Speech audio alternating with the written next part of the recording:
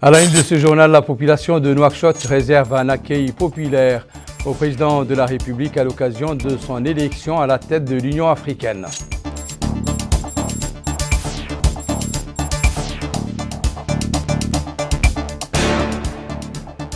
Le Premier ministre préside la réunion du dialogue politique entre notre pays et l'Union européenne, centrée sur le renforcement des relations entre les deux parties.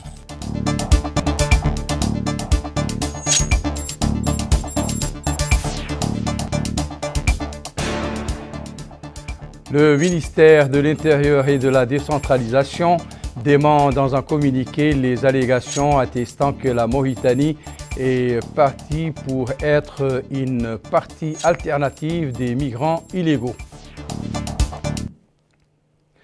Mesdames, Messieurs, bonsoir et bienvenue à cette édition du journal que nous ouvrons par le retour hier soir du président de la République, président en exercice de l'Union africaine. Mohamed Ould Cheikh Al Ghazouani revient d'Addis Abeba après avoir présidé la 37e session ordinaire de la conférence générale des chefs d'État et de gouvernement de l'UA. Cette session a été marquée par l'élection du chef de l'État à l'unanimité par les chefs d'État et de gouvernement de l'Union africaine pour assurer la présidence tournante de l'UA pour l'année en cours 2024, qui a ensuite présidé les séances de la session et supervisé sa clôture. En marge de la session, il a tenu des réunions avec un certain nombre de ses homologues. Des milliers de citoyens se sont rassemblés sur l'avenue menant à l'aéroport international Oumetonsi pour réserver un accueil chaleureux au président de la République et le féliciter pour son élection brillante à la tête de l'Union africaine grâce à l'estime, la considération et la confiance dont il jouit auprès de ses pairs, du reste convaincus que sa clairvoyance et sa sagesse permettront de booster les complexes dossiers soumis à l'organisation, notamment ceux liés à la situation sécuritaire, au développement ou encore à l'octroi d'un siège à l'UA au sein de l'ONU, tâche à laquelle il a promis de s'y atteler pour instaurer un système international multilatéral plus équilibré, plus juste et plus respectueux des pays les moins avancés, dans lequel le continent aurait une voix entendue et une capacité d'influence efficace.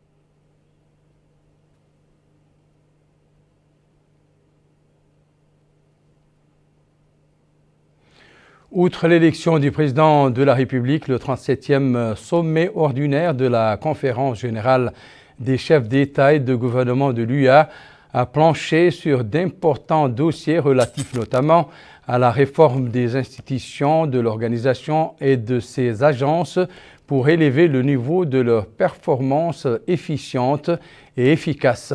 Les chefs d'État sont par ailleurs procédés, ou du moins ont procédé, au diagnostic des problèmes et défis les plus importants en matière de sécurité, de politique, de développement et d'environnement auxquels le continent africain est confronté. Le point avec Bokar Bailaba. Mauritanien de l'Union africaine sera axé sur plusieurs dossiers, au premier rang desquels l'éducation. D'ailleurs, c'est le thème des 12 prochains mois de cette présidence. Et à ce sujet, le président de la République, M. Mohamed Ould Cheikh Al Ghazouani, président en exercice de l'Union africaine, a déclaré dans son discours que les chances de succès des plans et des stratégies conçus pour une Afrique intégrée et prospère, sont subordonnés à un investissement efficace dans les ressources humaines qui permet une éducation complète de haute qualité. En d'autres termes, il s'agit d'adopter une éducation africaine qui accompagne le XXIe siècle. Autre dossier sur la table, il s'agit des questions de paix et de sécurité. Plus l'Union africaine et ses États membres pourront relever ces défis rapidement et efficacement, mieux l'organisation sera en mesure de relever les défis qui s'enchevêtrent en matière de paix, de sécurité et de gouvernance et auxquels elle sera confrontée pendant l'année en cours. Le troisième dossier à gérer est de renforcer la présence du continent africain sur la scène internationale, notamment en obtenant un siège permanent pour l'Afrique au Conseil de sécurité de l'ONU. À cela s'ajoute la recherche de voies pour réformer le système financier international et renforcer un système multilatéral qui sera plus juste et plus équitable. L'accent sera également mis sur la mise en œuvre effective de la zone de libre-échange continentale et de son programme d'infrastructures connexes. La présidence mauritanienne de l'Union africaine aura aussi à gérer l'épineux dossier de la dette qui pèse lourdement sur les économies africaines. En d'autres termes, il s'agit d'annuler la dette extérieure des États africains. Enfin, il sera question de renforcer l'Union africaine et la coopération continentale à travers le G20, sans lesquelles l'Afrique ne pourra s'imposer sur la scène internationale. De Nouakchott à Ayoun, passant par Osso et Attar, l'élection du président de la République à la présidence tournante de l'UA a été hautement appréciée et un motif de fierté nationale incarné par le dynamisme de notre diplomatie. Mohamed Khattat. Ici, à Nouakchott, ce choix du président de la République, M. Mohamed ou le Cheikh Al-Qazouani, pour présider aux destinées de l'Union africaine est salué comme étant une fierté et une victoire éclatante pour la diplomatie mauritanienne. Le président du parti INSAF, M. Mohamed Melainin ou le EI, soulignant qu'alors que la coordination des partis de la majorité s'apprêtait à appeler ses militants pour sortir accueillir le président de la République, lui exprimer leur joie, les voilà qui ont spontanément envahi les rues à sa rencontre pour le saluer et lui exprimer leur joie pour cette grande confiance dont il jouit, témoignant de la réussite de la diplomatie mauritanienne, le succès ayant toujours été au rendez-vous des voyages du président de la République, M. Mohamed Ould Cheikh Al-Qazouani, pour représenter le pays à l'étranger. Le président du parti INSAF a précisé que toute la presse internationale et locale ont salué ce choix par l'Union africaine du président de la République pour présider l'Union africaine. Même expression de joie et de fierté chez ces personnalités et ces leaders de partis politiques qui soulignent que cette confiance placée en notre président n'est pas fortuite et est motivée par la conjonction de plusieurs facteurs positifs dont le charisme du président de la République et le consensus des chefs d'État africains autour de lui. L'Afrique traversant de multiples crises qui demandent des capacités avérées, comme celle du président de la République dans la médiation et le règlement des conflits. C'est également l'avis de ces femmes qui félicitent l'Union africaine et le peuple mauritanien pour cette confiance, sachant que le président de la République, disent-elles, est l'homme qu'il faut à la place qu'il faut.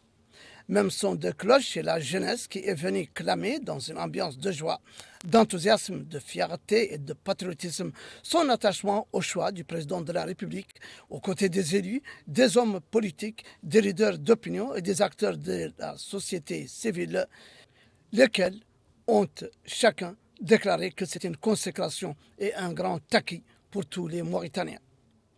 Dans la wilaya de l'Adrar, et plus précisément à Attar, les populations voient dans ce choix du président de la République pour présider l'Union africaine une reconnaissance de sa sagesse et de sa clairvoyance qui ne manqueront pas de contribuer à relever tous les défis auxquels le continent fait face. Pour ces citoyens, cette propulsion à la tête de la présidence de l'Union africaine est une prouesse sur le plan diplomatique et un succès de la présidence mauritanienne qui fera date et que nous saluons, dit-il. Ce n'est pas un choix par hasard, mais bien calculé, car il est le résultat de plusieurs efforts réalisés par la Mauritanie dans des conjonctures internationales difficiles et la position de neutralité de notre pays dans tous les dossiers qui reste un grand atout. Pour cette femme, tous les Atarois sont heureux de cette présidence mauritanienne de l'Union africaine qui portera bonheur aux Africains et réglera leurs problèmes. Pour cet autre, il se dit fier du président de la République qui a réalisé cette prouesse de présider l'Union africaine, qui le remercie pour sa confiance dans notre pays.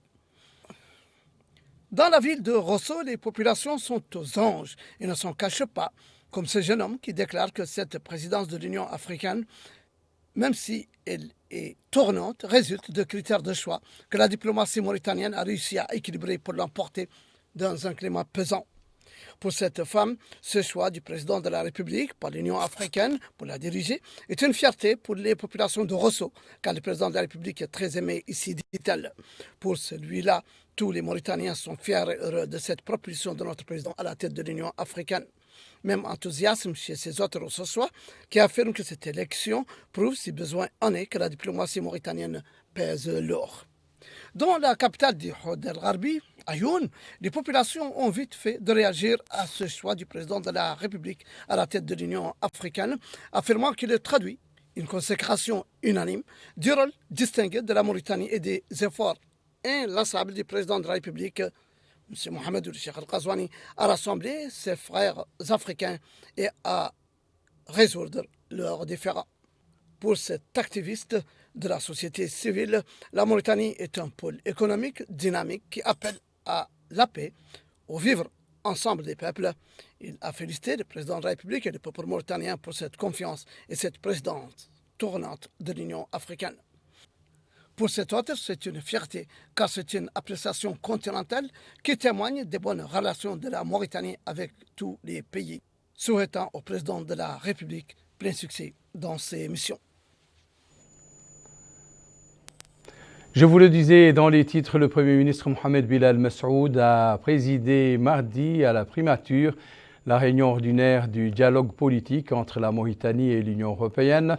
L'ordre du jour de la rencontre a porté, entre autres sujets, sur le processus démocratique, les scrutins électoraux pour l'année 2024, ainsi que les perspectives de coopération dans les domaines économiques et financiers, de l'énergie, de la santé, des droits de l'homme, de la bonne gouvernance, de la migration et de la pêche, et la situation mondiale et régionale a été discutée. Les deux parties ont également passé en revue les projets financés par l'Union européenne et ses États membres dans notre pays.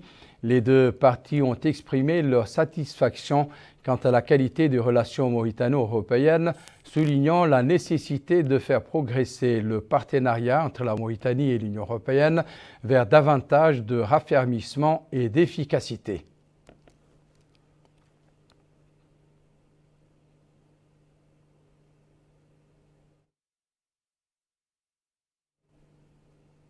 Le Premier ministre a par ailleurs assisté ce jour aux côtés de certains membres du gouvernement et de nombreux fidèles à la prière mortuaire sur le corps de l'ancien ministre et maire de la ville de Rosso, Feu Mohamed Saoudeina, qui a été rappelé ce jour par son créateur. Feu Mohamed Saoudeina était une figure politique d'envergure nationale, paix à son âme.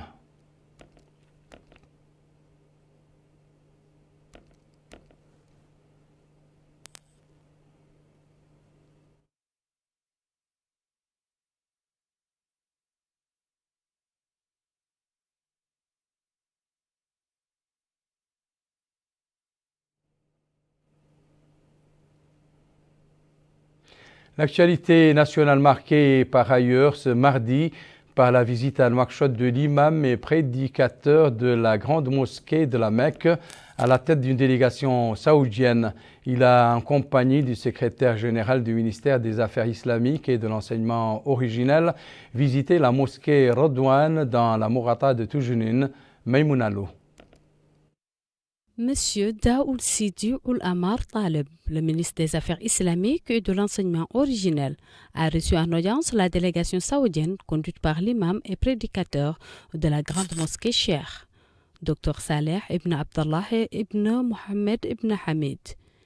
Ils ont discuté des aspects de la coopération entre les deux pays et les moyens de la développer, en particulier en ce qui concerne les affaires islamiques et l'enseignement originel. Par la suite, la délégation a visité l'école de la mosquée Ar-Ridwan, située à Tujinin et qui a été fondée en 1994. Le cheikh a expliqué à la délégation l'organisation et le fonctionnement de cette institution. Et enfin, la délégation saoudienne a été reçue par l'Association des oulémas de Mauritanie. Dans un mot prononcé à cette occasion, le secrétaire général de l'Association des oulémas de Mauritanie, Cheikh Ould Saleh, a souhaité la bienvenue à la délégation et à l'ambassadeur d'Arabie Saoudite dans notre pays. Il est longuement revenu sur les relations fraternelles entre l'Arabie Saoudite et la Mauritanie.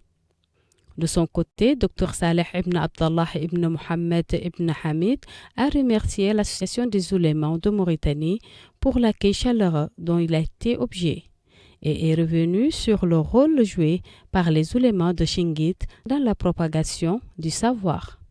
Cette visite rentre dans le cadre des relations de fraternité entre la Mauritanie et l'Arabie Saoudite. Au chapitre des décorations, notez ce jour le décernement de médailles par le ministre de l'Élevage à des fonctionnaires relevant du département attribué à l'occasion du 63e anniversaire de l'indépendance nationale. Il s'agit en l'occurrence de Brahim Talib Moussa, conseiller chargé de la santé animale, et Mohamed Val Ouliarb, inspecteur interne décoré de la médaille de chevalier de l'ordre national. Man Mtelhaj, directrice des stratégies de la coopération et de l'observation, et Sidi Abdallahi Louafi, délégué régional au Zemmour, décoré de la médaille de reconnaissance nationale, comme ont été décorés de la médaille d'honneur première classe Mohamed Moussa Benjougou, inspecteur à Attar, El Boukhari Sidi Ibrahim, chef service à la direction administrative et financière, et Hammam Abdallahi, secrétaire, et enfin à la médaille d'honneur troisième classe, Cheikh Ould Amar, employé de service. Au volet de notre coopération avec le Maroc, a signalé l'entrevue que le ministre de l'Équipement et des Transports, Mohamed Ali Ould Sidi Mohamed, a eu ce mardi à Rabat avec son homologue marocain Nizar Bahaka.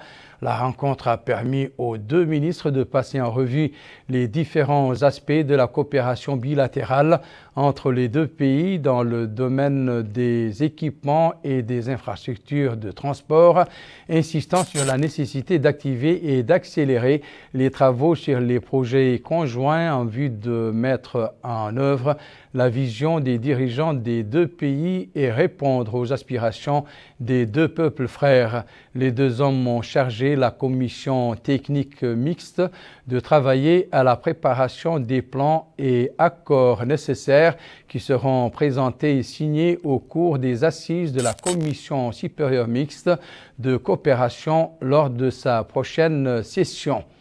L'entraîneur international Dahan Bouyda a été gratifié aujourd'hui par le ministre de la Culture, de la Jeunesse, des Sports et des Relations avec le Parlement. Cet hommage lui a été rendu grâce à son excellente prestation durant la dernière CAN dont il a arbitré la finale. Bokar Baylaba. Après avoir réalisé de magnifiques prestations en Coupe d'Afrique des Nations en Côte d'Ivoire, voici venu le temps de rendre hommage aux arbitres mauritaniens Dahan Beida Abdelaziz Bou, qui représentent désormais une fierté pour le peuple mauritanien. D'ailleurs, le ministre de la Culture, de la Jeunesse, des Sports et des Relations avec le Parlement, Ahmed Sidi Ahmed Dieu, a félicité les arbitres mauritaniens pour cette magnifique performance et tout le staff mauritanien constitué de président du comité médical, coordinateur média, coordinateur adjoint des matchs, entre autres. À son tour, le président de la Fédération de football de Mauritanie, Ahmed Yahya, a remercié le président de la République, le gouvernement et le peuple mauritanien pour le soutien durant la CAN, soulignant que cette belle prestation des arbitres mauritaniens est à saluer à sa juste valeur. Dahan Beida, qui a aussi arbitré la finale de la CAN entre la Côte d'Ivoire et le Nigeria, a salué les efforts déployés pour soutenir le staff mauritanien durant la compétition Et cette consécration est le fruit de cet appui. En somme, cette belle prestation est le couronnement de l'excellent parcours des arbitres mauritaniens durant la CAN, une performance largement saluée tout au long de la Coupe d'Afrique des Nations. Le gouvernement mauritanien est intransigeant face aux questions liées à la souveraineté et aux intérêts vitaux du pays. Tout ce qui circule à propos de la naturalisation des migrants étrangers illégaux pour en faire de la Mauritanie une patrie alternative et sans fondement, c'est ce qui ressort d'un communiqué du ministère de l'Intérieur et de la décentralisation rendu public ce mardi au terme d'une réunion consacrée aux négociations préliminaires entre notre pays et l'Union européenne sur un projet de déclaration conjointe sur la migration conformément à la feuille de route discutée entre les deux parties le 11 octobre 2023. Yedali Fall.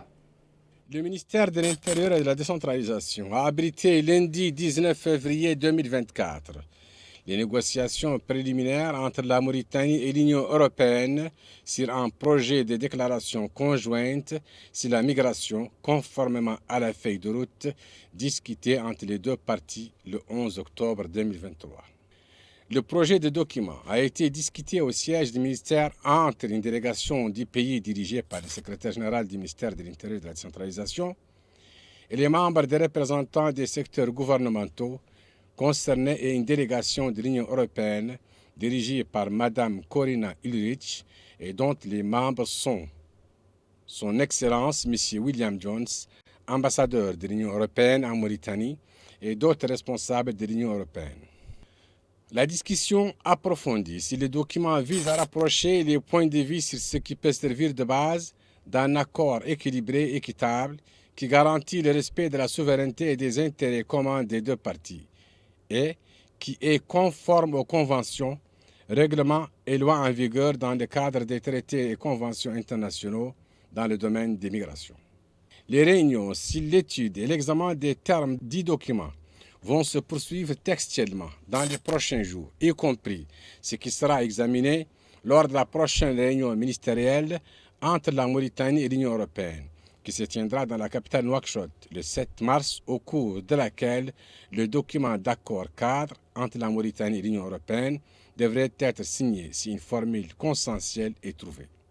À cet égard, la porte des négociations a été laissée ouverte dans le but de parvenir à une compréhension commune qui serve les intérêts des deux parties en matière d'immigration légale et de lutte contre l'immigration clandestine et qui tiennent compte des défis auxquels la Mauritanie est confrontée dans ce domaine, loin de ce que certains promeuvent quant à l'hypothèse d'une installation des immigrants illégaux en Mauritanie.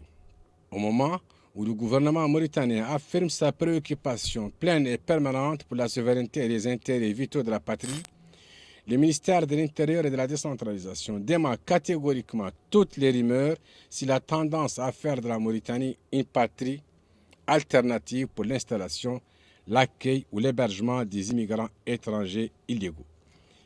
Le ministère affirme que ces rumeurs sont complètement fausses et que cette question n'a pas du tout été discutée, elle n'est pas sur la table et n'a pas du tout sa raison de l'être. Le rappel à présent des principaux titres de cette édition. La population de Nouakchott réserve un accueil populaire au président de la République à l'occasion de son élection à la tête de l'Union africaine.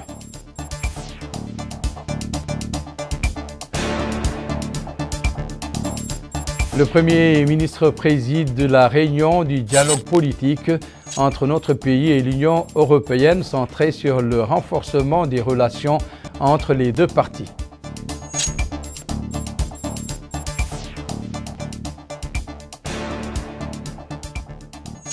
Le ministère de l'Intérieur et de la décentralisation dément dans un communiqué les allégations attestant que la Mauritanie est partie pour être une partie alternative des migrants illégaux. C'est la fin de cette édition. Merci pour votre attention. Excellent moment avec le reste des programmes d'El Mauritania. Au revoir.